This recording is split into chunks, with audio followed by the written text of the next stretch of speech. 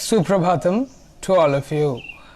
Today I will read about the importance of Durga Puja and its history with Ramakrishna Mission. As Durga Puja is approaching us, we would like to share the importance of Ma in our lives, in the society as well. What is the mythological basis of Durga Puja? Several mythological legends have commingled to form the basis of Durga Puja. These are mentioned below. Before fighting Ravana, Sri Ramachandra was advised by Narada to propitiate Devi Durga. According to Hindu mythology, during the 6 months of the sun's southward journey, the god remained asleep. They remain awake during the 6 months when the sun moves northward. So Rama had to awaken the goddess first. This is why the first ritual in Durga Puja is the awakening Bodhan of Durga. This legend is found in the Ramayana in Bengali, written by Krittivas. In some other Puranas, it is mentioned that when Rama wanted to propitiate Devi, it was Brahma who did the awakening. The present day Durga Puja is thus a commemoration of the first Durga Puja performed by Sri Rama. The second legend is about the coming of Devi Uma from her abode in Kailash to the home of her parents Himavat and Menaka. She comes riding a lion. In the Vedas, Uma is first mentioned in the Kena Upanishad, where she is described as Uma Haimavati. It is a popular belief in Bengal that Uma comes and stays with the people for 3 days. A whole set of songs known as Agamani describing the homecoming of Uma has come into existence. These songs are sung during the days preceding Durga Puja. These songs serve to spiritualize Hindu mothers' love and concern for their married daughters. The third legend is about Sati Devi. Although neither Sati nor Uma is mentioned in the Chandi, in the Mool mantra used in Durga Puja, Sri Durga is addressed as Daksha Yagya Vinashini, the destroyer of Daksha's sacrifice. Daksha was one of the Prajapatis or creators of the universe. He had 8 daughters, of whom the eldest was Sati. Against her father's wish, Sati married the great god Shiva, who was an ascetic, wearing matted hair and leading an unconventional life on Mount Kailash. After some years, the roving Rishi Narada reached Kailash and gave the news that Daksha was going to conduct a big sacrifice to which all gods and goddesses were invited except Sati and Shiva. Although uninvited, Sati went to see her father. But Daksha spoke insultingly of Shiva, and unable to bear the insult, Sati fell down dead. Shiva was naturally enraged, and his anger burned to ashes Daksha and his sacrifice. And then Shiva began a dance of destruction. But the gods intervened, and Shiva finally returned to his meditation in Mount Kailash. Sati was reborn as Parvati, who after years of intense tapas got Shiva as her husband once again. The Mool mantra Daksha Yagya Vinashini refers to the destruction of Daksha's sacrifice mentioned above. It is, however, quite obvious that this great mantra has some deeper mystic esoteric meaning far beyond the mythological significance. The most important legend which is central to Durga Puja is about Durga and forms the theme of the Chandi. The word Durga literally means one who protects like a fort or one who destroys the evil consequences of our actions. Durgati Nashini. In the Chandi, Durga is mostly referred to simply as Devi, the goddess, and occasionally as Ambika. She is an independent, supreme goddess, not the consort of any male god. As already mentioned, the Chandi is one of the oldest scriptures on mother worship. It was obviously composed before the sectarian division of Shaivism, Vaishnavism and Shaktism entered Hinduism. Hence Devi is referred to in this book as the power of Vishnu and also addressed as Narayani repeatedly. Now we will see to the section The History of Durga Puja in Ramakrishna Mission.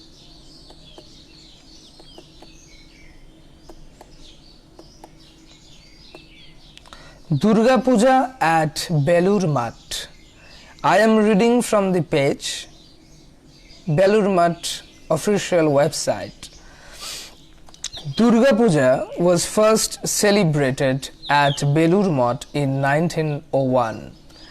Since then, Durga Puja has been celebrated at Belur Math year after year, although for a few years after the first celebration in 1901, Pratima worship was not done. In this connection, it should be mentioned that Durga Puja was conducted on a small scale without the image by the disciples of Sri Ramakrishna during the early years of Ramakrishna Mission at Baranagar. It was Swami Vivekananda himself who started the first Durga Puja with the image of Belur Math. As a rule, Hindu sannyasins do not conduct this kind of ritualistic worship. Why then did Swamiji start the new tradition? One reason was to gain the acceptance of the local community for the new way of life that Swamiji and his monastic brothers were leading. The Hindu society in Calcutta had not fully accepted Swamiji's going to the West and the rather unconventional ways of life at Belur Math, which included disregard for caste rules and mixing with Western people. As a matter of fact, the celebration of Durga Puja helped to remove much of the misunderstanding and misgivings about the new monastic institution among the local people. Another reason was Swamiji wanted to institutionalize respect for divinity of motherhood and sanctity of womanhood.